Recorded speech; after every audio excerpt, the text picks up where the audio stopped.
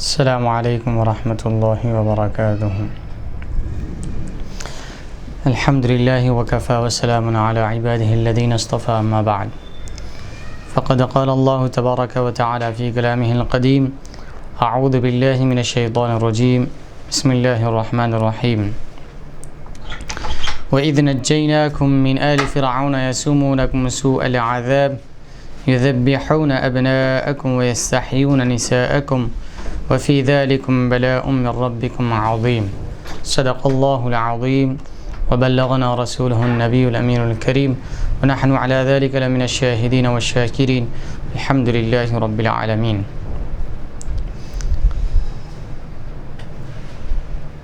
معزز حاضرین اکرام و سامعین عظام،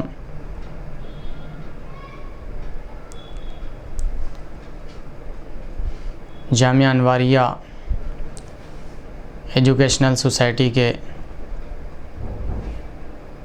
تحت چلنے والا ادارہ جامعہ انواریہ کے زیر اہتمام سلسلہ وار تفسیر مظہری کی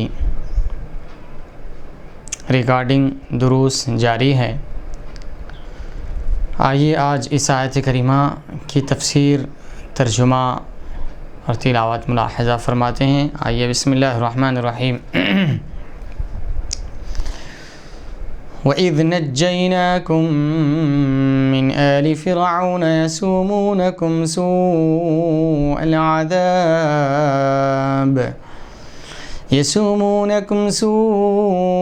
الْعَذَابِ يُذَبِّحُونَ أَبْنَاءَكُمْ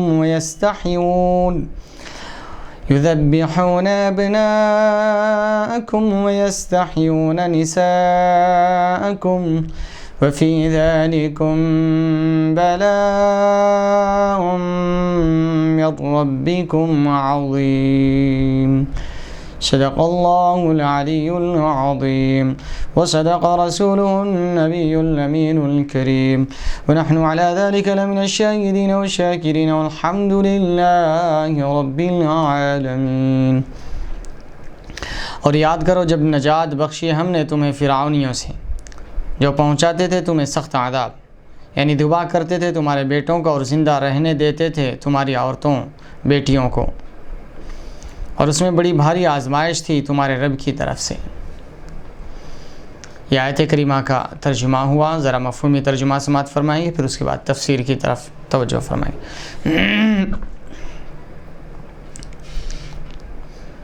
وَإِذْ نَجَّيْنَاكُم مِّنْ آلِ فِرْعَوْنَ، اور یاد کرو جب ہم نے تمہیں نجات دی فرعونیوں سے، ہم نے تمہیں فرعونیوں سے نجات بخشی۔ یسومونکم سوء العذاب، جو تمہیں سخت ترین عذاب میں مبتلا کرتے، سخت ترین عذاب پہنچاتے۔ یذبحون ابناءکم،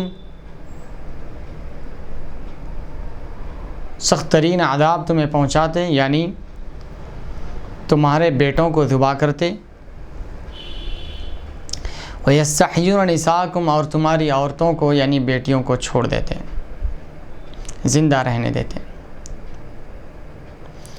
وَفِي ذَلِكُمْ، اور اس میں بَلَاءٌ مِّن رَّبِّكُمْ عَظِيمٌ، ایک بڑی آزمائش ہے تمہارے رب کی طرف سے، اور اس میں تمہارے رب کی طرف سے بہت بڑی آزمائش ہے تمہارے لیے۔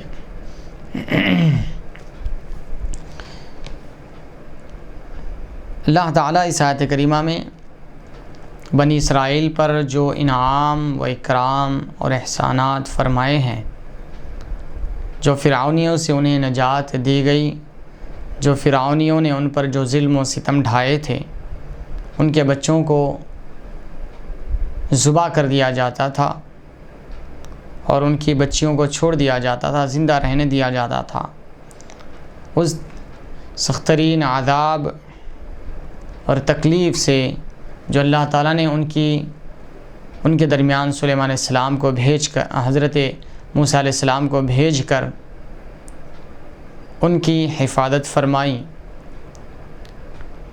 اور ان کے بچوں کی حفاظت فرمائی اور فرعونیوں کے ظلم و بربریت سے ان کو نجات دلایا، اس کا ذکر یہاں پر ہو رہا ہے۔ تو آئیے اس کی تفسیر ملاحظہ فرماتے ہیں۔ وَإِذْ نَجَّيْنَاكُمْ مِنْ آلِ فِرْعَوْنَ، اس آیت کریمہ کے اس حصے کی تفسیر فرما رہے ہیں، اور یاد کرو ہم نے تمہارے اسلاف کو نجات عطا فرمائی۔ اس آیت کریمہ ان نعمتوں کے اجمال کی تفصیل ہے، اس میں یا بنی اسرائیل اذکروا نعمتی التی انعمت علیکم وانی فضلتکم علی العالمین، جس میں فرمایا اللہ تعالیٰ نے اے بنی اسرائیل یاد کرو تم میری ان نعمتوں کو جو میں نے تم پر فرمایا تھا اور میں نے تم کو عالمین پر فضیلت بخشی تھی۔ اب یہاں پر اس کی تفصیل بیان کی جا رہی ہے۔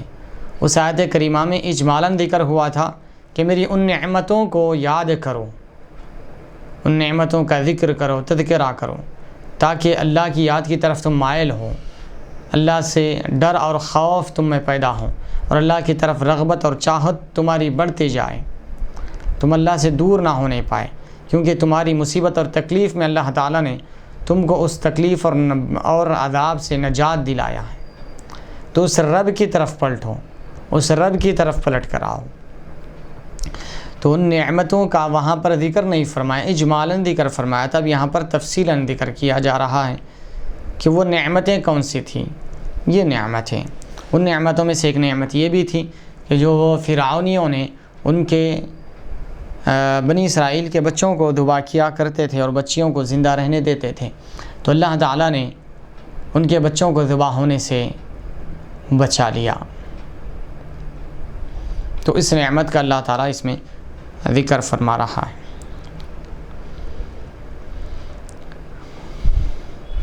اور یاد کرو ہم نے تمہارے اسلاف کو نجات عطا فرمائی، آیت کریمہ ان نعمتوں کے اجمال کی تفصیل ہے جن کا ذکر پہلے ہوا ہے۔ اس کا نعمتی پر عطف ہے، جیسے خاص کا عطف عام پر ہوتا ہے۔ موجودہ اسرائیلیوں پر بھی احسان جتلانا مقصود ہے، کیونکہ آبا کی نجات کے ساتھ ان کو بھی نجات حاصل ہوئی تھی۔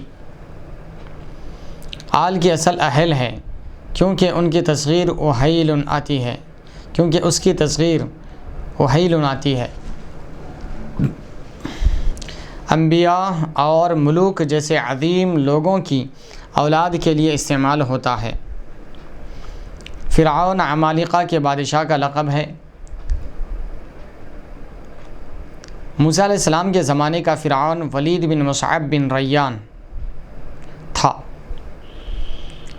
فرعون یہ عمالقہ کے بادشاہ کا نام ہے، جو بھی عمالقہ کا بادشاہ ہوتا اس کا لقب فرعون ہوتا تھا۔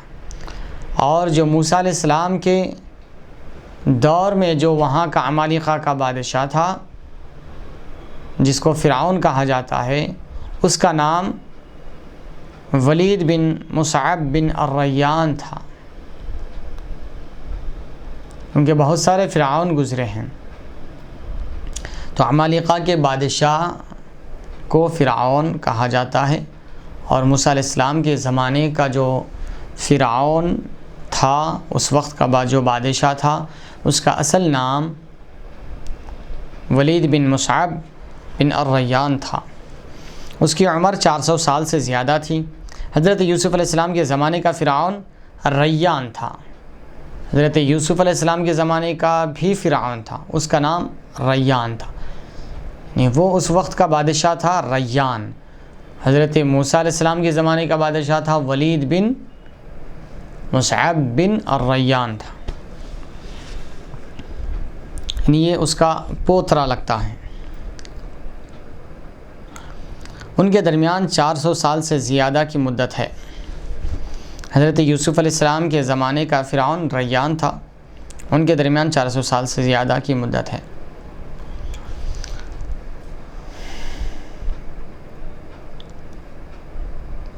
اب آگے کے حصے کی تفسیر فرما رہے ہیں، جو تمہیں یسومونکم سوء العذاب، ان الفاظ قرآنیہ کی تفسیر فرما رہے ہیں۔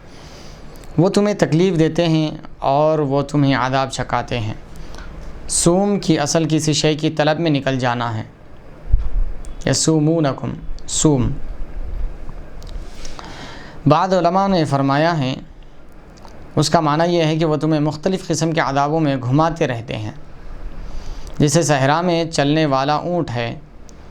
فرعون بنی اسرائیل کو مختلف اعمال پر لگائے رکھتا، وہ مکان تعمیر کرتے، زمین میں ہل چلاتے، بوجھ اٹھاتے، ٹیکس ادا کرتے، اور ان کی عورتیں سوت کاٹنے کا کام کرتی تھیں۔ یعنی ایک معنی تو یہ ہے کہ کسی شے کی طلب میں نکل جانا، دوسرا معنی یہ بیان کیا جا رہا ہے کہ مختلف عذابوں میں گھماتے تھے۔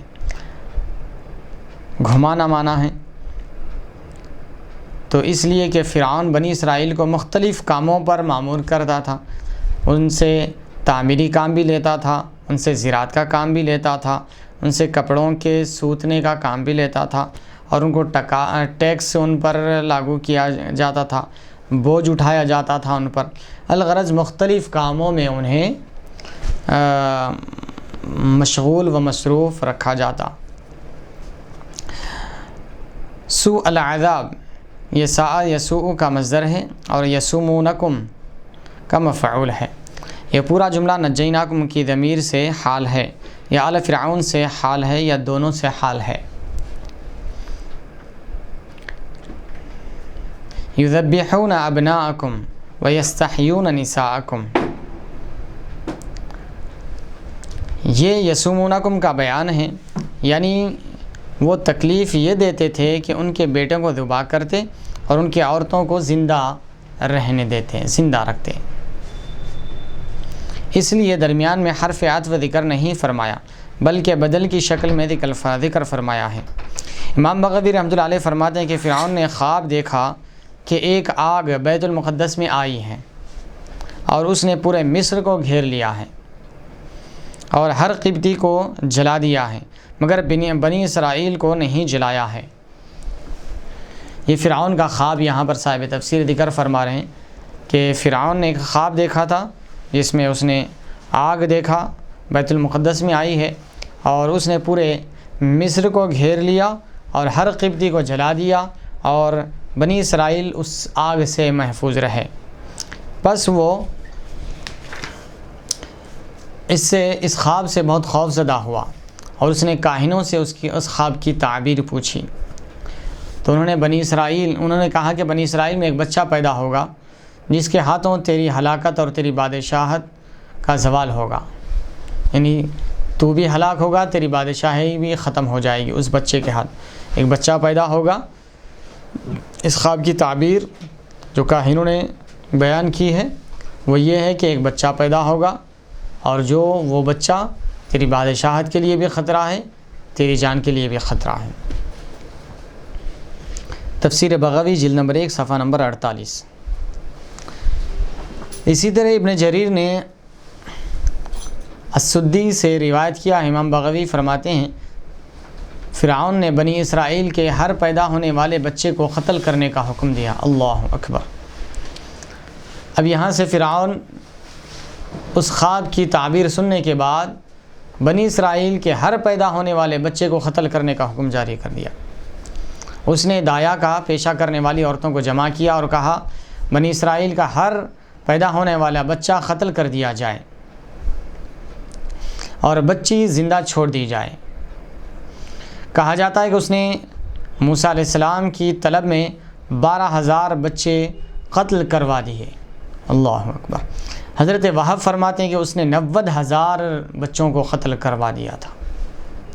پھر بنی اسرائیل کے بوڑھوں میں موت واقع ہونے لگی تو قبطیوں کے ایک سردار نے فرعون کو کہا کہ بنی اسرائیل میں موت واقع ہو گئی ہے، اگر ان کے بچے ذبح کیے گئے ہیں اور بوڑھے مرتے گئے ہیں تو محنت و مشقت کے تمام کام ہمیں خود کرنے پڑیں گے۔ بنی اسرائیل کے بچوں کو قتل کر دیا جا رہا ہے اور ان کے بوڑھوں کا انتقال ہوتے جا رہا ہے، تو جو اب تک بنی اسرائیلیوں سے جو تعمیراتی کام لیتے تھے، زراعت کے کام لیتے تھے، بوجھ اٹھانے کے کام لیتے تھے، کپڑا سوتنے کے کام لیتے تھے، الغرض جتنے کام وہ لوگ لیتے تھے وہ سارے کے سارے بنی اسرائیلیوں سے لیتے تھے۔ جب بچوں کو بھی قتل کیا جا رہا ہے، اب آنے والی نسل کوئی نہیں ہوگی اور بوڑھے بھی انتقال کر جا رہے ہیں، تو اب قبطیوں کے کام کون کرے گا؟ تو یہ بات بوڑھوں نے اور قبطیوں کے لوگوں نے فرعون سے یہ بات کہی کہ محنت و مشقت کے تمام کام ہمیں خود کرنے پڑیں گے جب بچوں کو قتل کیا جا رہا ہے، بوڑھوں کا بھی انتقال ہوتے جا رہا ہے۔ فرعون نے دوسرا حکم نامہ جاری کیا کہ 1 سال بچے ذبح کیے جائیں اور 1 سال ذبح نہ کیے جائیں۔ 1 سال تک بچوں کو ذبح کریں اور 1 سال چھوڑ دیں، ذبح نہ کریں، تاکہ ہمارے کام کاج کرنے کے واسطے وہ بچے بڑے ہوتے رہیں۔ حضرت ہارون علیہ السلام اس سال پیدا ہوئے جس میں انہوں نے بچے ذبح نہیں کرنے تھے۔ حضرت موسیٰ علیہ السلام اس سال پیدا ہوئے جس میں وہ بچوں کو ذبح کر رہے تھے۔ اللہ اکبر۔ تفسیر بغوی جلد نمبر 1 صفحہ نمبر 48۔ مگر اللہ تعالیٰ نے انہیں اپنی قدرت کاملہ سے بچا لیا، محفوظ کر لیا۔ اس کا تفصیلی ذکر سورہ قصص میں 20ویں پارے میں بھی اللہ تعالیٰ نے مفصل بیان فرمایا ہے کہ کیسا اللہ تعالیٰ نے حضرت موسیٰ علیہ السلام کو فرعون اور اس کے لوگوں سے محفوظ کیا ہے۔ مفصل کا مطلب مفتی صاحب؟ تفصیل کے ساتھ، ڈیٹیل کے ساتھ۔ کس میں بیان کیا ہے؟ سورہ قصص 20ویں پارے میں، پارے کے پاس بہت ہی تفصیل کے ساتھ وہاں پر اللہ تعالیٰ نے ذکر فرمایا ہے۔ وفی ذالکم بلاء من ربکم عظیم کی تفسیر فرما رہے ہیں۔ وفی ذالکم بلاء کا معنی اختبار ہے، یعنی آزمانا۔ کبھی آزمائش شدت و عذاب کے ساتھ ہوتی ہے، یعنی مصیبتوں پر صبر کرنے کی آزمائش ہوتی ہے۔ کبھی آزمائش نعمت کے ساتھ ہوتی ہے، نعمتوں کے شکر کا امتحان لیا جاتا ہے کہ نعمت دینے کے بعد یہ بندہ میرا شکر بجا لاتا ہے یا نہیں۔ مصیبت اور تکلیف مشقت میں ڈال کر یہ دیکھا جاتا ہے کہ یہ بندہ صبر کرتا ہے یا نہیں۔ تو آزمائش 2 طریقے کی ہوتی ہے، ایک مصیبتوں میں مبتلا کر کے اس پر صبر کرتا ہے یا نہیں، دوسرا نعمتیں عطا کر کے کہ نعمتوں کے حاصل کرنے کے بعد بندہ شکر بجا لاتا ہے یا نہیں، یا ناشکرا ہو جاتا ہے۔ یہ 2 بھی طریقے سے آزمایا جاتا ہے۔ اللہ تعالیٰ کا ارشاد ہے وَنَبْلُوكُمْ بِالشَّرِّ وَالْخَيْرِ فِتْنَةً، بالشر والخیر، ہم تمہیں آزمائیں گے، ضرور بھی ضرور ہم تمہیں آزمائیں گے، شر کے ساتھ خیر کے ساتھ۔ ہم خوب آزماتے ہیں تمہیں، برے اور اچھے حالات سے دوچار کریں گے۔ ہم اچھے حالات بھی تم پر لاتے ہیں کہ اچھے حالات میں تم اتنا محو و مگن نہ ہو جائے کہ تم ہمیں ہی بھول نہ جاؤ۔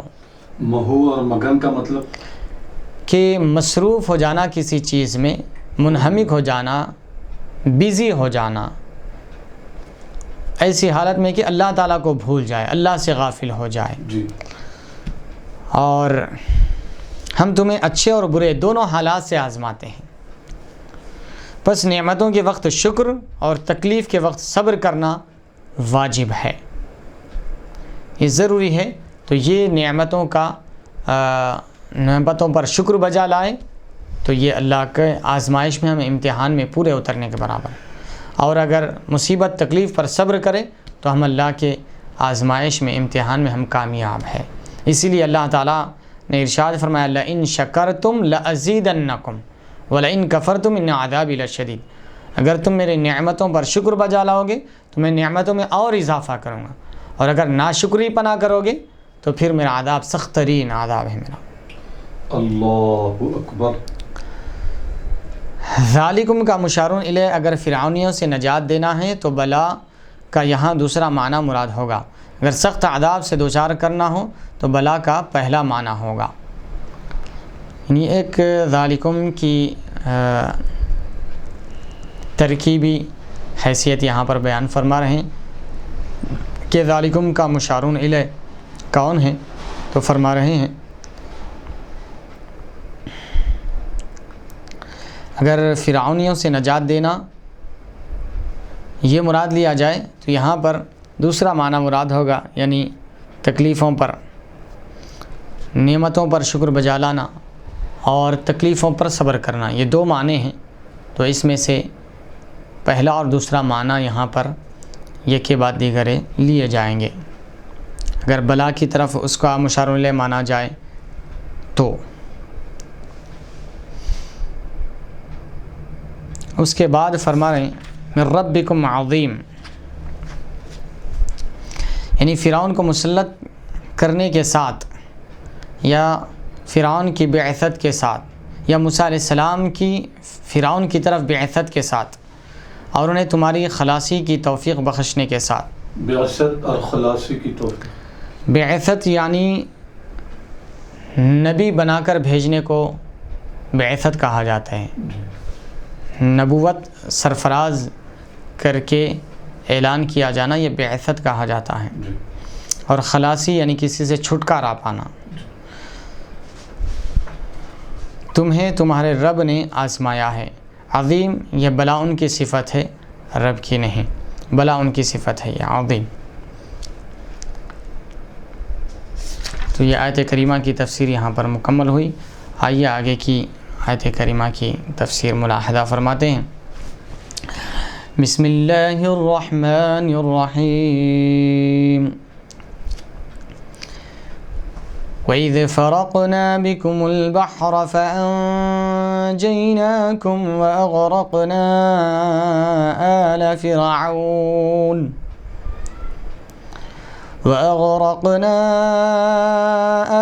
فِرْعَوْنَ وَأَنْتُمْ تَنْظُرُونَ۔ صدق اللہ العظیم وصدق رسوله النبي الأمين الكريم ونحن على ذلك لمن الشاهدين والشاكرين والحمد لله رب العالمين۔ اور جب پھاڑ دیا ہم نے تمہارے لیے سمندر کو، پھر ہم نے بچا لیا تم کو اور ڈبو دیا فرعونیوں کو، اور تم کنارے پر کھڑے دیکھ رہے تھے۔ پھاڑ دیا۔ اب آئیے اس آیت کریمہ کا ترجمہ ہم نے جو صاحب تفسیر نے یہاں پر کیا ہے اس کو ملاحظہ فرمایا۔ اب ذرا مفہومی ترجمہ سماعت فرمائیں گے، پھر اس کے بعد تفسیر کی طرف توجہ فرمائیں گے۔ وَإِذْ فَرَقْنَا بِكُمُ الْبَحْرَ، اور جب ہم نے پھاڑ دیا سمندر کو، یعنی چیر دیا، سمندر میں راستہ بنا دیا، سمندر کے دو حصے کر دیے، علیحدہ علیحدہ کر دیا، بیچ میں سے راستہ بنا دیا۔ وَإِذْ فَرَقْنَا بِكُمُ الْبَحْرَ، اور یاد کرو جب ہم نے تمہارے لیے سمندر کو پھاڑ دیا، چیر دیا، بیچ میں سے راستہ بنا دیا اور دونوں طرف کا پانی پہاڑوں کی طرح ٹھہرا کر دیا اور بیچ میں سے راستہ بنا دیا۔ فَأَنْجَيْنَاكُمْ، سمندر کو پھاڑ کر ہم نے پھر تم کو نجات دی، غرق ہونے سے، ڈوبنے سے اور فرعون کے ہاتھ قتل ہونے سے ہم نے تمہیں نجات بخشی۔ وَأَغْرَقْنَا آلَ فِرْعَوْنَ، اور ہم نے فرعون کو غرق کر دیا، اور فرعون کو اور فرعونیوں کو ہم نے ڈبو دیا، غرق کر دیا۔ وَأَنْتُمْ تَنْظُرُونَ، اس حال میں کہ تم یہ سارا منظر دیکھ رہے تھے، فرعون کا، فرعونیوں کا اور فرعون کا سب کا ڈوبنا اور غرق ہونا تم دیکھ رہے تھے، تمہاری آنکھوں کے سامنے ہم نے یہ سب کیا، اور تم پر ہم نے یہ نعمت کیا، یہ تم پر احسان کیا کہ تم کو ڈوبنے سے بچا لیا اور سمندر میں راستے بنا دیے، اور وہ جب سمندر سے ان راستوں سے پار ہونے کے لیے گئے تو ہم نے اس سمندر کو ملا دیا اور اس طریقے سے وہ غرق ہو گئے، ڈوب گئے، ہلاک ہو گئے۔ تو یہ بھی یہ اللہ کی نعمت ہے، یہ احسان ہے جو اللہ تعالیٰ یاد دلا رہا ہے کہ یا بنی اسرائیل اذکروا، فرمایا جو پیچھے کہ بنی اسرائیل یاد کرو نعمتی التی انعمت علیکم، ان نعمتوں کو جو میں نے تم پر کیا ہے، ان نعمتوں کو، ان احسانات کو یاد کرو جو میں نے تم پر انعامات کیے ہیں، احسانات کیے ہیں۔ آئیے اب اس کی تفسیر ملاحظہ فرماتے ہیں۔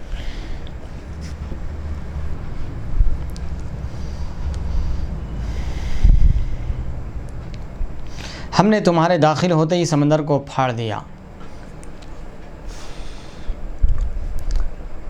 بعض علماء فرماتے ہیں بکم بمعنی لکم ہے، وَإِذْ فَرَقْنَا بِكُمُ الْبَحْرَ، تمہارے سے نہیں، با یہ لکم کے معنی میں ہے، یعنی تمہارے لیے، تمہاری خاطر، تمہاری حفاظت کے لیے، تمہارے فائدے کے لیے ہم نے سمندر کو چیر دیا، پھاڑ دیا، یعنی ہم نے تمہاری خاطر سمندر کو پھاڑ دیا۔ یہ واقعہ اس طرح ہے، اب یہاں سے حضرت علامہ قاضی ثناء اللہ پانی پتی رحمۃ اللہ علیہ یہ واقعہ یہاں پر ذکر فرما رہے ہیں، جو اللہ تعالیٰ نے موسیٰ علیہ السلام اور آپ کی قوم کو فرعون سے نجات بخشی اور سمندر میں راستہ بنایا، تو اس واقعے کو یہاں پر ذکر کیا جا رہا ہے، بغور ملاحظہ فرمائیں۔ یہ واقعہ اس طرح ہے کہ جب فرعون کی ہلاکت قریب ہوئی تو اللہ تعالیٰ نے موسیٰ علیہ السلام کو حکم دیا کہ بنی اسرائیل کو رات کے وقت نکال کر لے جاؤ۔ موسیٰ علیہ السلام نے اپنی قوم کو رات کے وقت چلنے کا حکم دے دیا اور فرمایا اپنے گھوڑوں پر زینے بھی گھروں میں ہی کس لیں۔ زین جو گھوڑوں پر زین بیٹھنے کی سیٹ جو بولی،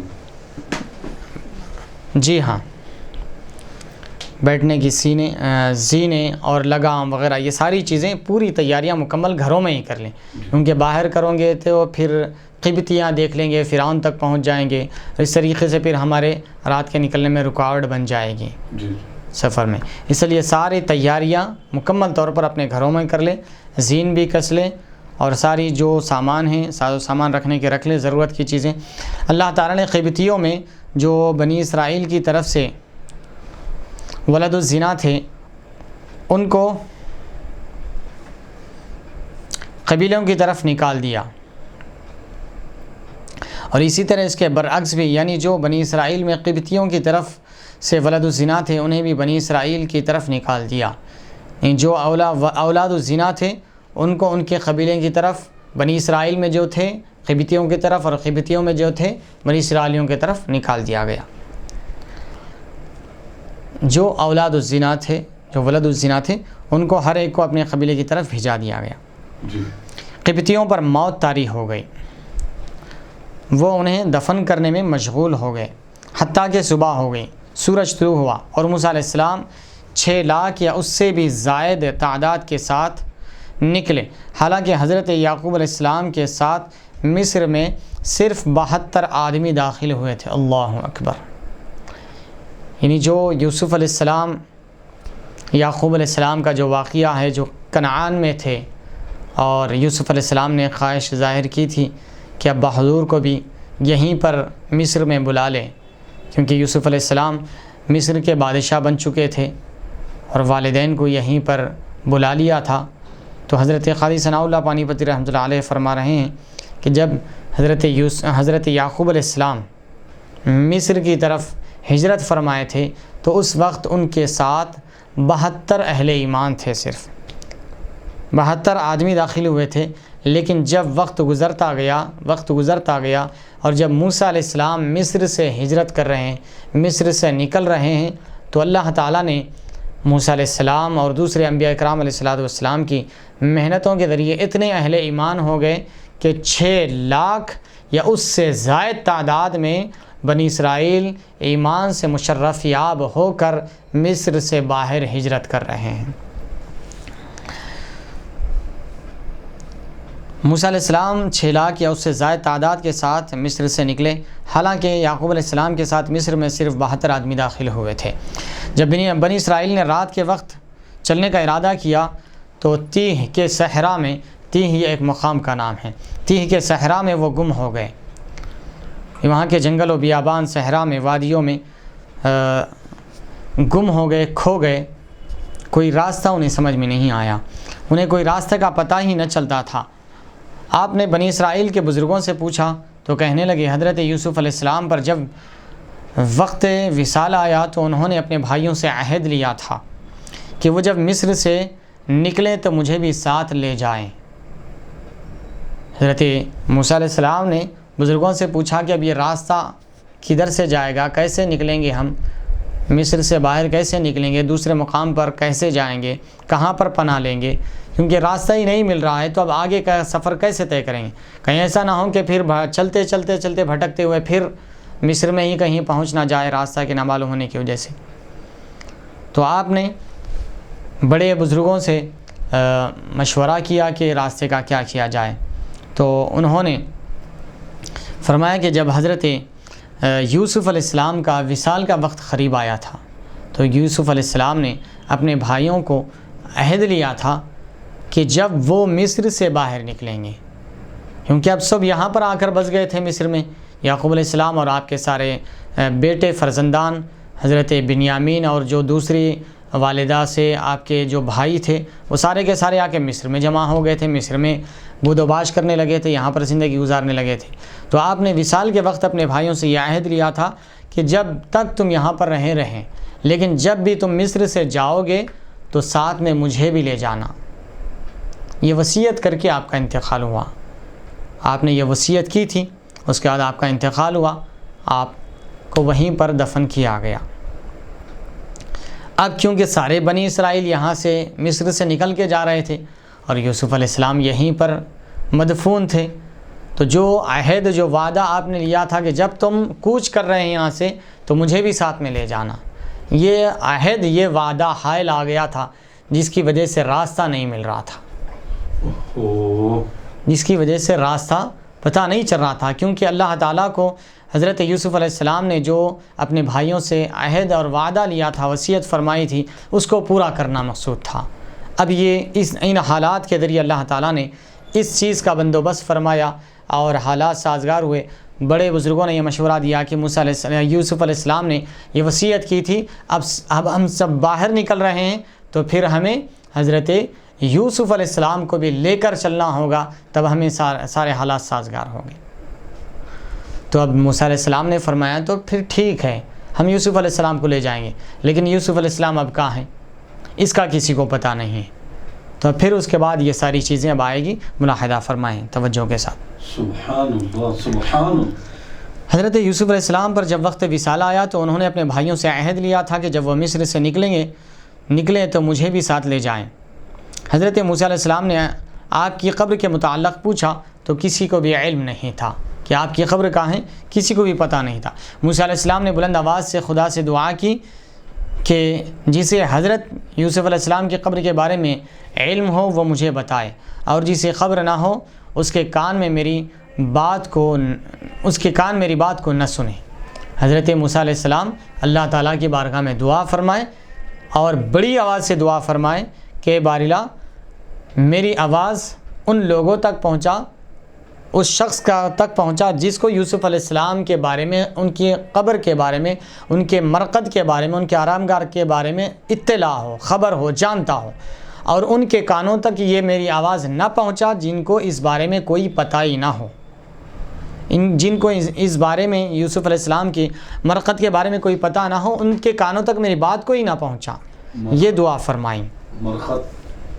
مرقد یعنی آرام کرنے کی جگہ، مزار، قبر، کیونکہ یہاں پر میں یہ بات کا خلاصہ کر دوں کہ انبیاء اکرام علیہ السلام، بالخصوص انبیاء اکرام علیہ السلام اور خاص الخاص طور پر حضور سرور کون و مکان، فخر دو زماں، ہمارے اور آپ کے آقا و مولا تاجدار کائنات، فخر موجودات حضرت محمد مصطفیٰ احمد مجتبیٰ صلی اللہ علیہ وسلم کی مرقد انور، یعنی آپ کی آخری آرام گاہ، حضرت امام مالک رحمۃ اللہ علیہ کے پاس آپ کی بارگاہ میں کسی نے حضور پاک صلی اللہ علیہ وسلم کی مرقد کے بارے میں قبر رسول کہا، رسول اللہ صلی اللہ علیہ وسلم کی قبر کہا۔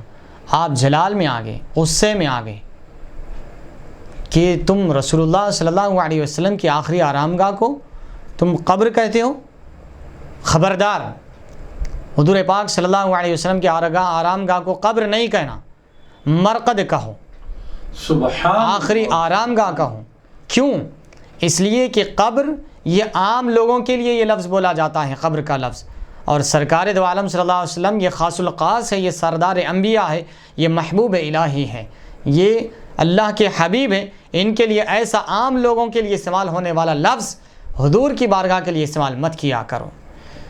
اسی حضرت امام مالک کے عقیدے کو پیش نظر رکھتے ہوئے اہل سنت الجماعت حضور پاک صلی اللہ علیہ وسلم کی مرقد کو قبر کہنے سے احتیاط کرتے ہیں۔ بے شک ادب کے دائرے میں رہ کر قبر کے بجائے مرقد یا ضریح مبارک یا آرام گاہ، آپ کی آرام گاہ، آخری آرام گاہ، اس طریقے کے دیگر الفاظ استعمال کیے جاتے ہیں، کیونکہ یہ قبر کا لفظ عام لوگوں کی قبروں کے لیے بھی بولا جاتا ہے، تو عام لوگوں کے لیے جو لفظ ہو وہی لفظ سردار انبیاء کے لیے مناسب نہیں سمجھتے ہیں اہل سنت الجماعت، اسی لیے اس سے احتیاط کیا جاتا ہے۔ اسی کو مد نظر رکھتے ہوئے یوسف علیہ السلام وہ بھی نبی ہے، وہ بھی پیغمبر ہے، ان کا بھی اولو العزم مرتبہ ہے اللہ کی بارگاہ میں، ان کی بھی بارگاہ کو ہم مرقد یا آخری آرام گاہ بطور ادب احترام کے کہہ رہے ہیں۔ تو حضرت یوسف علیہ السلام کی آخری آرام گاہ یعنی آپ کی قبر شریف کے بارے میں جس کو پتہ ہو اس کے کانوں تک میری آواز کو پہنچا ہے اللہ، جس کو آپ کی آخری بارگاہ کے بارے میں جس کو خبر نہ ہو ان کی کانوں تک میری آواز کو نہ پہنچا، یہ دعا آپ نے فرمائی۔ تو آپ کی آواز کو صرف ایک بوڑھی خاتون نے سنا۔ آپ نے جب یہ بلند آواز سے دعا کی تو ایک بوڑھی خاتون کے کانوں تک یہ آواز پہنچی، اس کے علاوہ کسی نے آپ کی آواز نہیں سنی، آپ کی دعا نہیں سنی۔ اس بوڑھی عورت نے کہا اگر میں قبر تک تمہاری رہنمائی کروں، اگر قبر تک میں تمہاری رہنمائی کروں تو تم مجھے وہ عطا کرو گے جو میں سوال کروں گی۔ یہ بڑی ہمت والی خاتون تھی اور انہوں نے ایک شرط رکھ دی کہ میں تمہیں حضرت یوسف علیہ السلام کی آخری بارگاہ تک رہنمائی کروں گی، بتاؤں گی ضرور، لیکن میری بھی ایک شرط ہے، میرا بھی ایک حق ہے یا میرا بھی ایک مطالبہ ہے کہ تم کو میں اس چیز سے مطلع کروں گی اور تمہیں میں جو چیز کہہ رہی ہوں وہ میرا مطالبہ پورا کرنا پڑے گا۔ جب وہ خاتون نے اپنا مطالبہ رکھا تو حضرت موسیٰ علیہ السلام نے انکار کر دیا۔ حضرت موسیٰ علیہ السلام نے انکار کر دیا اور فرمایا میں ایسا نہیں کر سکتا، یہاں تک کہ اپنے رب سے پوچھ لوں، یعنی اللہ کی اجازت کے بغیر میں ایسا نہیں کر سکتا۔ ہاں میں اپنے رب سے اس بارے میں پوچھ لوں گا اور میرا رب اجازت دے تو پھر میں تمہارا مطالبہ پورا کروں گا۔ اللہ تعالیٰ نے موسیٰ علیہ السلام کو بوڑھی عورت کی شرط ماننے کا حکم دے دیا۔ بوڑھی عورت نے، خاتون نے جو مطالبہ رکھا تھا اس کو ماننے، اس کو قبول کرنے کا حکم دے دیا اللہ تعالیٰ نے۔ بوڑھی عورت نے کہا کہ میں چل نہیں سکتی، مجھے مصر سے نکال کر لے جائیں، مجھے مصر سے باہر لے جائیں، میں چل نہیں سکتی، مجھ میں اتنی سکت نہیں ہے۔ دوسرا یہ کہ آخرت میں تم جنت کے جس بالا خانہ میں اترو گے میں تمہارے ساتھ رہوں گی۔ سبحان اللہ، سبحان اللہ، سبحان اللہ۔ جنت میں جس بالا خانہ میں تم رہو گے تمہارے ساتھ میں رہوں گی۔ یہ اگر شرط منظور ہے تو میری دو شرطیں ہیں، ایک میں چل نہیں سکتی، مجھے لے جائیں، وہاں پر لے جا کر پہنچائیں، اور دوسرا اہم مطالبہ یہ ہے کہ جنت میں مجھے اپنے ساتھ رکھیں۔ موسیٰ علیہ السلام نے فرمایا تمہاری شرط قبول ہے۔ بوڑھی عورت نے کہا کہ وہ دریائے نیل کے درمیان میں ہے، وہ دریائے نیل کے درمیان میں ہے، یعنی حضرت یوسف علیہ السلام کی آخری آرام گاہ، آپ کی تابوت دریائے نیل کے درمیان میں ہے۔ موسیٰ علیہ السلام نے اللہ تعالیٰ سے دعا کی تو اللہ تعالیٰ نے ان کی قبر کو ظاہر فرما دیا۔ آپ نے انہیں ایک صندوق میں نکالا اور اٹھا کر شام لے گئے اور وہاں پر حضرت یوسف علیہ السلام کو دفن کیا گیا۔ حضرت موسیٰ علیہ السلام اپنی قوم کے پچھلے حصے کے ساتھ تھے اور حضرت ہارون علیہ السلام قافلے کے مقدمہ کے ساتھ تھے، یعنی سامنے کے حصے میں، اور موسیٰ علیہ السلام پیچھے کی طرف تھے۔ ادھر فرعون کو جب بنی اسرائیل کے نکل جانے کی خبر پہنچی تو اس نے کہا صبح سویرے مرغ کی اذان دینے کے ساتھ ہی بنی اسرائیل کی تلاش میں نکلنا ہے۔ قسم بخدا اس رات مرغ نے سویرے اذان ہی نہیں دی، یعنی مرغ جو بانگ دیتے ہیں، یقیناً یہ مرغ کے بارے میں بھی احادیث شریفہ میں بڑی ان کی تعریف کی گئی ہے، اور یہ فرمایا گیا ہے یہ جو دنیا کے مرغ جو صبح سویرے جو اذان دیتے ہیں، جو بانگ دیتے ہیں، ککڑ کو کوں جو کہتے ہیں یہ بانگ دیتے ہیں، یہ در حقیقت آسمان کے فرشتوں کو دیکھ کر، ان کی آوازوں کو سن کر یہ دنیا کے مرغ اذان دیتے ہیں، بانگ دیتے ہیں، حضور پاک صلی اللہ علیہ وسلم نے فرمایا۔ لیکن خدا کا کرنا ایسا ہوا، جب فرعون نے کہا کہ جب مرغ اذان دے گے صبح سویرے تو ہم بنی اسرائیلیوں کی تلاش میں نکل جائیں گے، ان کا تعاقب کر کے ان کو ہلاک کریں گے، ان کو زیر کریں گے۔ لیکن اللہ کا کرنا ایسا ہوا کہ اس صبح سویرے، اس رات صبح سویرے مرغوں نے بانگ ہی نہیں دی، اذان ہی نہیں دی، انہوں نے آواز ہی نہیں نکالی۔ فرعون نکلا تو حامان تقریباً 1,07,00,000 آدمی ساتھ لے کر آگے نکلا۔ اللہ اکبر۔ ان میں سے 70,000 سیاہ گھوڑے بھی تھے۔ بنی اسرائیل چلتے رہے۔ اب فرعون نے یہ ایک پلان پہلے سے کہہ دیا تھا کہ یہ لوگ نکل چکے ہیں، تو اب ان کا ہمیں تعاقب کرنا ہے، پیچھا کرنا ہے، ان کا پیچھا کرنا ہے۔ تو حامان تقریباً 1,07,00,000، اللہ اکبر، جبکہ اگر ادھر دیکھا جائے تو موسیٰ علیہ السلام کے ساتھ پوری آبادی ملا کر 6 لاکھ یا اس سے زائد لوگ ہیں، اور یہ جو پیچھا کرنے کے لیے نکلا ہے 1,07,00,000، 1 کروڑ سے اوپر کے جو لوگ ہیں ان کے برابر بھی نہیں ہیں۔ تو اتنی کثیر تعداد لے کر، اتنے کثیر آدمیوں کو لے کر حامان نکلا، اور ان میں سے 70,000 سیاہ گھوڑے بھی تھے۔ بنی اسرائیل چلتے رہے یہاں تک کہ سمندر کے کنارے پہنچ گئے۔ سمندر میں پانی بہت زیادہ تھا، اب ادھر بھی موت ہے، ادھر بھی موت ہے۔ ذرا تصور کریں، کیونکہ اب بچنے کا کوئی چارہ نہیں ہے۔ ادھر دیکھیں تو سمندر میں غرق ہو کر ہلاک ہونے کی نوبت ہے، اگر ادھر پلٹے تو پھر ادھر یا تو تلواروں کی زد میں آ کر قتل ہو جائیں گے، یا اگر نہیں اتنی کروڑ، 1 کروڑ کی سے زائد لوگوں کے پیروں تلے یا 70,000 گھوڑوں کے پیروں تلے روندے جائیں گے۔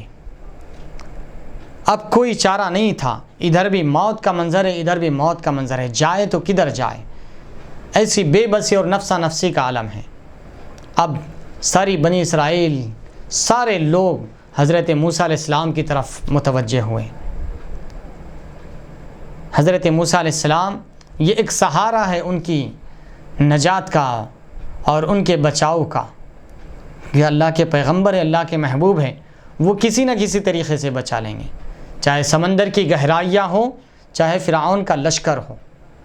جب اللہ کے محبوب جب دعا کے لیے ہاتھ اٹھا دیں تو پھر نہ سمندر کی گہرائیاں کچھ کر سکتی ہے، نہ بڑے سے بڑا لشکر ہمارا بال باقا کر سکتی ہے۔ بے شک، حق۔ تو اس سے ہمیں یہ عبرت اور نصیحت بھی ملتی ہے، یہ سبق اور درس بھی ہمیں حاصل ہوتا ہے کہ جب کبھی ہم پریشانیوں میں گھر جائیں، جب کبھی ہم مصیبت اور تکالیف سے دوچار ہو جائیں، تو اللہ کا اور اللہ کے محبوبوں کا دامن پکڑ لیں، تو ضرور بھی ضرور اللہ تبارک و تعالیٰ ان محبوبوں کی دعاؤں کے صدقے میں ہماری پریشانیوں کو دور فرما دے گا۔ سبحان اللہ، سبحان اللہ۔ کیونکہ بنی اسرائیل اگر چاہتے ہیں تو ڈائریکٹ اللہ تبارک و تعالیٰ سے دعائیں اور گریہ وزاری شروع کر دے سکتے تھے، لیکن انہوں نے یہ عقیدہ دیا کہ جب تمہارے درمیان کوئی اللہ والا موجود ہو تو تم توجہ اللہ کی طرف نہیں بلکہ پہلے اس کی طرف متوجہ ہو، کیونکہ وہ اس قابل ہے کہ تمہاری باتوں کو اللہ تک پہنچاتا ہے۔ تو اسی لیے اہل سنت والجماعت کہتے ہیں کہ وسیلہ یہ دعا کے لیے بہت بہترین چیز ہے، دعا کی قبولیت کے لیے بڑا اثر رکھتا ہے۔ تو بنی اسرائیل سارے کے سارے حضرت موسیٰ علیہ السلام کی طرف متوجہ ہوئے، جب دیکھا کہ پریشانی کے عالم میں ادھر سمندر میں ڈوب کر مریں یا ادھر تلواروں کی زد میں مریں، تو قرآن مجید یوں بیان کرتا ہے فَلَمَّا تَرَى الْجَمْعَانِ قَالَ أَصْحَابُ مُوسَىٰ إِنَّا لَمُدْرَكُونَ۔ جب دونوں گروہوں، جب دونوں جماعتوں نے جب دیکھا کہ آپس میں ایک دوسرے کے سامنے وہ انہیں دیکھ رہے ہیں، یہ انہیں دیکھ رہے ہیں، بنی اسرائیل قبطیوں کو دیکھ رہے ہیں، فرعونیوں کو دیکھ رہے ہیں، اور فرعونیہ بنی اسرائیلیوں کو دیکھ رہے ہیں، اب آمنا سامنا ہو گیا ہے۔ فَلَمَّا تَرَى الْجَمْعَانِ قَالَ أَصْحَابُ مُوسَىٰ إِنَّا لَمُدْرَكُونَ۔ تو بنی اسرائیل موسیٰ علیہ السلام کی قوم موسیٰ علیہ السلام سے کہنے لگے ہائے ہم تو اب پکڑے گئے، اب تو ہم ہلاک ہو گئے، اب کوئی چارہ نہیں ہے۔ قال کلا، یہ ہوتے ہیں نبی، یہ ہوتے ہیں پیغمبر. آپ نے فرمایا ہرگز ایسا نہیں ہو سکتا، ہم نہیں پکڑے جائیں گے، ہم کو کوئی، ہمارا کوئی بال باقا نہیں کر سکے گا. کلا، ہرگز ایسا نہیں ہو سکتا، ہم نہیں پکڑے جا سکتے. ان معی ربی سیہدین. اللہ اکبر، اللہ اکبر. کیا دلاسا ہے، کیا تسلی ہے. حضرت موسیٰ علیہ السلام فرما رہے ہیں ان معی ربی سیہدین، میرا رب میرے ساتھ ہے، ضرور کوئی نہ کوئی راستہ نکالے گا. سبحان اللہ سبحان اللہ. نہ مجھے یہ فرعونیوں کے لشکر کا خوف ہے، نہ یہ سمندر کی گہرائیوں کا کوئی خوف ہے ہمیں.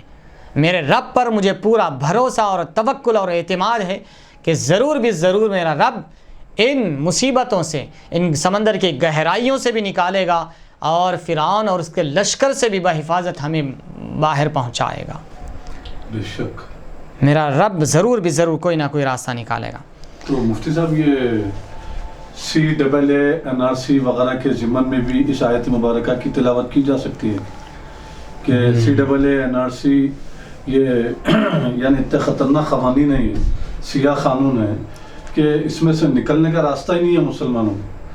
تو یہ اگر ایسے نازک حالات میں یہ قرآن مجید کی آیت تلاوت کی جا سکتی ہے کہ یا پھر کوئی اور آیتیں تلیں کہ اس میں فرمانا کہ اللہ تو ہے مصیبتوں میں سے نکالنے والا ہے.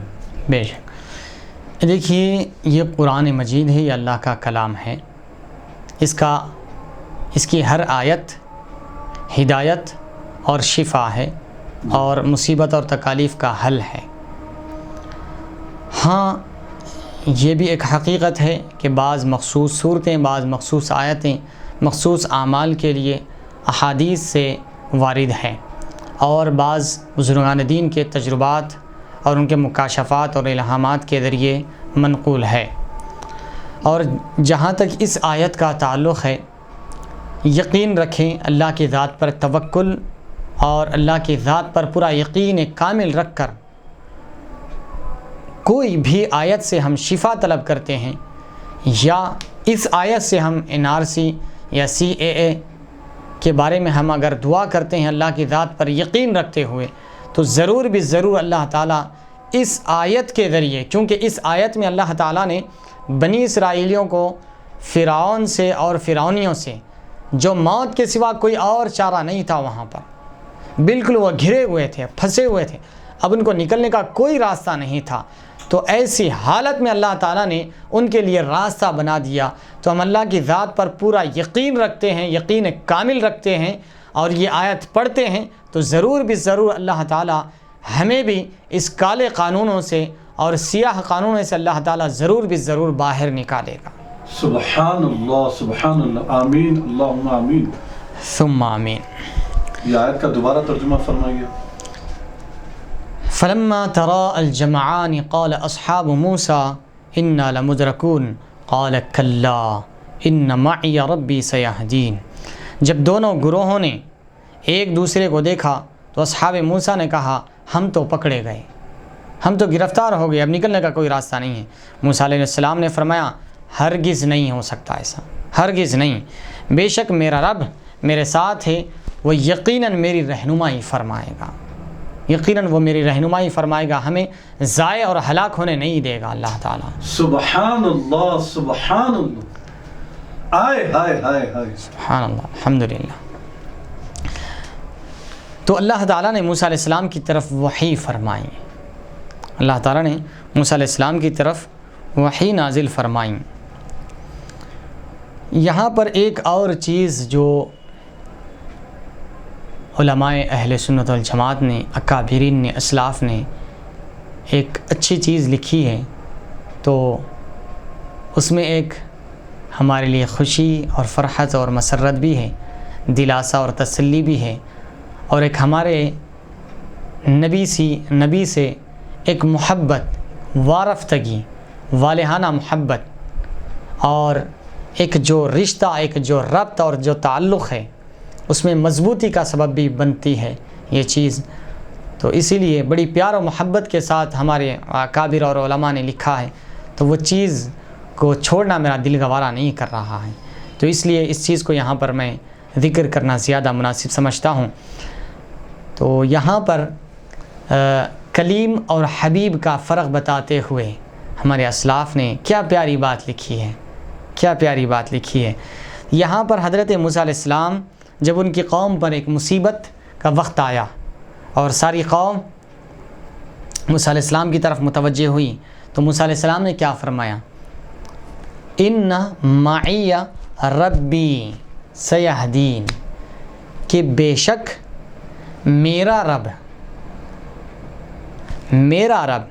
بے شک میرے ساتھ، معیہ میرے ساتھ، ربی میرا رب، سیہدین نی مجھ کو ضرور کوئی نہ کوئی راستہ نکالے گا، کوئی نہ کوئی راستہ بتائے گا۔ جبکہ ساری قوم مصیبت میں تھی اور موسیٰ علیہ السلام کے الفاظ کیا ہے کہ یقیناً بے شک میرا رب میرے ساتھ ہے اور کچھ نہ کچھ میرے لیے راستہ نکالے گا۔ اس کے برعکس یہ کلیم اللہ ہے۔ اب آ جائیے حبیب اللہ کی بارگاہ میں، سردار انبیاء کی بارگاہ میں، تاجدار کائنات کے بارے میں۔ جب ایسی مصیبت ہجرت کے وقت میں حضرت ابوبکر صدیق رضی اللہ تعالیٰ عنہ نے جب کافروں کے قدم ان کے پیر دیکھے غار میں سے، تو حضرت ابوبکر صدیق رضی اللہ عنہ نے فرمایا یا رسول اللہ اب تو ہم پکڑے گئے، اب ہم گرفتار ہو جائیں گے یا رسول اللہ۔ جب ابوبکر صدیق رضی اللہ عنہ نے فرمایا یا رسول اللہ ہم تو پکڑے گئے، ہم تو گرفتار ہو گئے، تو حضور پاک صلی اللہ علیہ وسلم نے جو جواب ارشاد فرمایا حضرت ابوبکر صدیق رضی اللہ تعالیٰ عنہ سے، اس کو قرآن میں اللہ تعالیٰ نے یوں بیان فرمایا، لا تحزن ان اللہ معنا، لا تحزن ان اللہ معنا، اے ابوبکر تم رنجیدہ مت ہو، بے شک اللہ تعالیٰ میرے ساتھ ہے، نہیں فرمایا میرے ساتھ ہے، نہیں فرمایا حضور پاک صلی اللہ علیہ وسلم نے، معنا ہم سب کے ساتھ ہے اللہ تعالیٰ۔ یہاں پر کلیم فرما رہے ہیں میرے ساتھ ہیں اور حبیب فرما رہے ہیں ہم سب کے ساتھ ہیں۔ تو اس سے اکابر اور علماء نے یہ فرمایا ہے کہ موسیٰ علیہ السلام نے اپنی حد تک محدود رکھا، اپنی طرف نسبت فرمائی، لیکن مصیبت کے وقت میں بھی حضور پاک صلی اللہ علیہ وسلم نے اپنی امت کو نہیں چھوڑا۔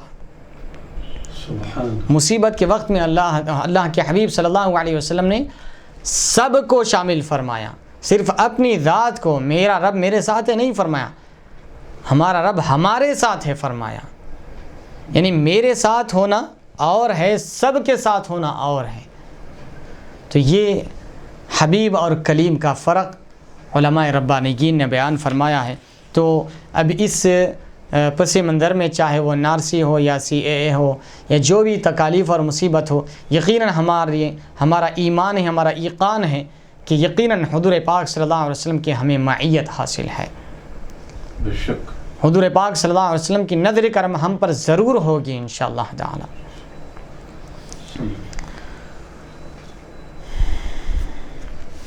جب حضرت موسیٰ علیہ السلام نے فرمایا قال کلا ان معی ربی سیہدین، ایسا ہرگز نہیں ہو سکتا، ہم پکڑے نہیں جائیں گے، ہم ضائع نہیں ہوں گے، بے شک میرا رب میرے ساتھ ہے، ضرور کوئی نہ کوئی وہ راستہ نکالے گا۔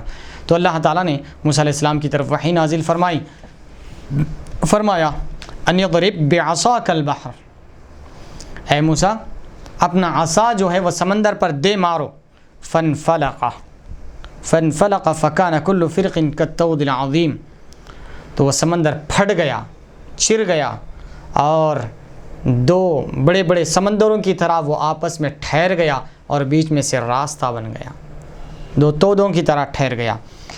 کہ موسیٰ ضرب لگاؤ اپنے عصا سے سمندر کو، تو سمندر پھٹ گیا اور ہو گیا پانی کا ہر حصہ بڑے پہاڑ کی مانند، پانی کا ادھر ایک حصہ پہاڑ کے مانند ٹھہر گیا، ادھر حصہ پہاڑ کے مانند ٹھہر گیا اور بیچ میں سے صاف راستہ بن گیا۔ سبحان اللہ سبحان اللہ۔ اور وہ راستہ بھی ایسا خشک راستہ بن گیا، خشک راستہ بن گیا، بالکل پانی نہیں، کچا نہیں، خشک۔ اور اللہ تعالیٰ نے ہوا اور سورج کو سمندر کی گہرائی پر چلایا حتیٰ کہ راستہ خشک ہو گیا۔ یہاں پر خود صاحب تفسیر خود فرما رہے ہیں کہ ہوا کو سمندر کی گہرائی پر چلایا، اور سمندر پر سورج کی تمازت کو چلایا کہ وہ خشک ہو گیا، بالکل جو راستہ تھا وہ بالکل خشک ہو گیا، اور ہر قبیلہ اپنے اپنے راستے پر چلنے لگا۔ یہاں پر ایک راستہ نہیں بنا، صاحب تفسیر کے مطابق اور دیگر تفاسیر کے مطابق یہاں پر جتنے قبیلے تھے بنی اسرائیل کے 12 قبیلوں کے بارے میں آتا ہے۔ وَإِذِ اسْتَسْقَىٰ مُوسَىٰ لِقَوْمِهِ فَقُلْنَا اضْرِب بِّعَصَاكَ الْحَجَرَ فَانفَجَرَتْ مِنْهُ 12 عَيْنًا، 12 چشمے نکل پڑے تھے وہ پتھر سے۔ تو یہ سمندر میں بھی 12 راستے بنے قبیلوں کے، جتنے قبیلے تھے اتنے قبیلوں کی تعداد کے مطابق اتنے راستے بنے، اور ہر قبیلہ اپنے اپنے راستے سے نکل پڑا، مگر درمیان میں پانی کی پردے کی وجہ سے ایک دوسرے کو دیکھ نہیں سک رہے تھے۔ پانی کا جو پردہ تھا، پانی جو ادھر سے ادھر کا راستہ الگ، ادھر کا راستہ، ہر قبیلے کے راستے الگ تھے، درمیان میں جو پانی حائل تھا پہاڑوں کی شکل میں ٹھہرا ہوا تھا، ایک دوسرے کو دیکھ نہیں سک رہے تھے۔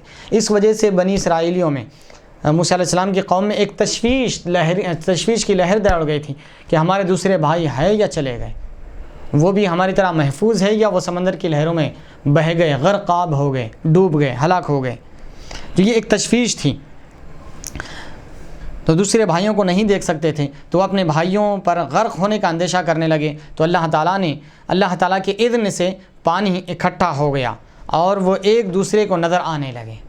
سبحان اللہ، اب ایک دوسرے کو دیکھتے ہوئے چل رہے تھے پانی میں سے، سبحان اللہ، اور ایک دوسرے کی آوازوں کو بھی سننے لگے، حتیٰ کہ وہ صحیح و سلامت سمندر کو عبور کر کے پار نکل گئے۔ سبحان اللہ، سبحان اللہ۔ فرعون نے جب دیکھا کہ سمندر پھٹا ہوا ہے، خشک و صاف راستہ بنا ہوا ہے، تو کہنے لگا یہ میری ہیبت کی وجہ سے پھٹ گیا، نعوذ باللہ من ذالک، استغفر اللہ، اعوذ باللہ، استغفر اللہ۔ تو فرعون جب یہ راستہ بن گیا، پھٹ گیا، راستہ سمندر میں سے بن گیا، تو وہ کہنے لگا کہ یہ میری ہیبت اور جلال سے پھٹ گیا، کہنے لگا تاکہ میں اپنے بھاگے ہوئے غلاموں کو پکڑ لوں۔ فرعون سیاہ گھوڑے پر سوار تھا اور اس کے گھوڑوں میں کوئی مادہ نہ تھی، کوئی مادہ نہیں تھی، کیونکہ ایک فطری چیز ہے کہ نر مادہ جب مادہ کو جب نر دیکھتا ہے تو وہ بے قابو ہو جاتا ہے، آپے سے باہر ہو جاتا ہے۔ الغرض اس کے گھوڑوں میں کوئی مادہ نہیں تھی۔ اچانک جبرائیل علیہ السلام ایک گھوڑی پر سوار ہو کر آئے تو وہ سمندر میں داخل ہو گئے۔ حضرت جبرائیل علیہ السلام گھوڑی پر سوار ہوئے اور سوار ہو کر سمندر میں داخل ہو گئے۔ فرعون کے سیاہ گھوڑے نے جب مادہ کی بو محسوس کی تو وہ بھی سمندر میں اس کے پیچھے داخل ہو گیا، اس گھوڑی کے پیچھے داخل ہو گیا۔ دوسرے فرعونیوں کو اب وہ نظر نہ آتا تھا، فرعونیوں کا وہ فرعون نظر نہیں آ رہا تھا، اور فرعون بھی اب بے بس ہو چکا تھا۔ بقیہ تمام فرعونیوں نے اس کے پیچھے اپنے گھوڑے سمندر میں ڈال دیے، فرعون کے پیچھے، ان لوگوں کے پیچھے دوسرے فرعونیاں بھی ان کے پیچھے سمندر میں گھوڑے ڈال دیے۔ میکائیل ایک گھوڑے پر سوار ہو کر فرعونیوں کے گھوڑے کو ہانکنے لگے، فرعونیوں کے گھوڑوں کو سمندر میں ہانک رہے تھے، اور فرمانے لگے کہ تم بھی اپنے ساتھیوں کے ساتھ مل جاؤ، حتیٰ کہ تمام سمندر میں داخل ہو گئے، تمام کے تمام سمندر، یعنی 1,07,00,000 لوگ تمام کے تمام سمندر میں داخل ہو گئے۔ سمندر کے دونوں کناروں کے درمیان 4 فرسخ کا فاصلہ تھا، 4 فرسخ کا فاصلہ تھا۔ یہ فارس کے سمندروں سے بحر قلزم ہے، بحر قلزم ہے یہ فارس کے سمندروں میں سے، سمندر کا نام ہے بحر قلزم۔ قتادہ فرماتے ہیں کہ یہ مصر کے پیچھے ایک سمندر ہے جسے اساف کہا جاتا ہے۔ یہ سب کچھ بنی اسرائیل کنارے پر کھڑے دیکھ رہے تھے، اور ان کی آنکھوں کے سامنے یہ سب کچھ ہو رہا تھا، اس لیے اللہ تعالیٰ نے فرمایا وَأَنْتُمْ تَنْظُرُونَ، تم ان کے ڈوبنے کو دیکھ رہے تھے۔ تو ادھر موسیٰ علیہ السلام اور سارے بنی اسرائیل سمندر پار ہو کر ٹھہر گئے تھے کنارے پر، ادھر سے فرعون اور اس کے سارا لشکر اور سارے لوگ سمندر میں اتر گئے، اور وہ ان کے چلے ہوئے راستے پر چل رہے تھے کہ جب بیچ سمندر میں آ گئے، جب درمیان میں آ گئے، تو پھر رب ذوالجلال کے حکم سے وہ سمندر کا پورا پانی جو پہاڑوں کی شکل میں ٹھہر گیا تھا اس کو مل جانے کا اللہ تعالیٰ نے حکم دیا۔ جیسے ہی وہ سمندروں کا پانی مل گیا، یہ سارے کے سارے غرق ہو گئے، ہلاک ہو گئے، ڈوب کر سارے کے سارے مر گئے۔ اس کو بھی اللہ تعالیٰ نے بڑے اچھے انداز میں سورہ یونس میں 11ویں پارے میں اچھے پیرائے میں بیان فرمایا، کیسا وہ غرق ہوئے اس کی حالت کو بیان فرمایا، اور فرعون کی باقیات کو رکھنے کا بھی اللہ تعالیٰ نے وعدہ فرمایا۔ اے فرعون نے جب پکارا تھا کہ آج میں موسیٰ علیہ السلام کے رب پر، بنی اسرائیل کے رب پر ایمان لاتا ہوں، تو اللہ تعالیٰ نے فرمایا اب ایمان لاتا ہے جبکہ تو اس سے پہلے انکار کرتا تھا، اب تیرا ایمان قابل قبول نہیں ہے۔ ہاں اتنی بات ہے کہ اب تیرا ایمان تو قابل قبول نہیں ہے، لیکن ہم تیرے جسم کو باقی رکھیں گے، لوگوں کے آنے والے، قیامت تک آنے والے لوگوں کی عبرت کے لیے، نصیحت کے لیے تیرے جسم کو باقی رکھیں گے۔ فَالْيَوْمَ نُنَجِّيكَ بِبَدَنِكَ لِتَكُونَ لِمَنْ خَلْفَكَ آیَةً، آج ہم تیرے بدن کو نجات دیں گے، ہم تیرے بدن کو، تیرے جسم کو باقی رکھیں گے تاکہ قیامت تک آنے والے لوگ اس سے عبرت اور نصیحت حاصل کرتے رہیں۔ تو یہاں پر یہ آیت کریمہ کی تفسیر مکمل ہوئی۔ اللہ تبارک و تعالیٰ سے دعا ہے کہ رب تبارک و تعالیٰ ہمیں ہر مصیبت اور خوف اور تکلیف سے باہر نکالے، چاہے وہ کرونا وائرس بیماری ہو، چاہے وہ NRC ہو یا CAA ہو، چاہے مسلمانوں کی یہاں پر جان مال کی ہلاکت اور مسلمانوں پر ڈر اور خوف کے جو سائے ہیں۔ اللہ تعالیٰ موسیٰ علیہ السلام کو، اے بار اللہ، اور بنی اسرائیل کو تو نے جس طریقے سے سمندر پھاڑ کر ان کو نجات بخشا ہے، اے بار اللہ، کسی نہ کسی طریقے سے اہل ہندوستان بلکہ پوری دنیا کے مسلمانوں کو بھی کرونا وائرس سے، اور اہل ہندوستان بالخصوص ہندوستان کو اور کشمیر والوں کو اور سارے ہندوستان کے مسلمانوں کو، اے بار اللہ، CAA اور NRC اور ایسی جیسی تباہ کن چیزوں سے جو دشمنان اسلام جو منصوبے بنائے ہیں، ان تمام سے بار اللہ مسلمانوں کی حفاظت فرما۔ وصلی اللہ تعالی وسلم علی خیر خلقی سیدنا محمد وعلی آلہ وصحبہ اجمعین، والحمد للہ رب العالمین۔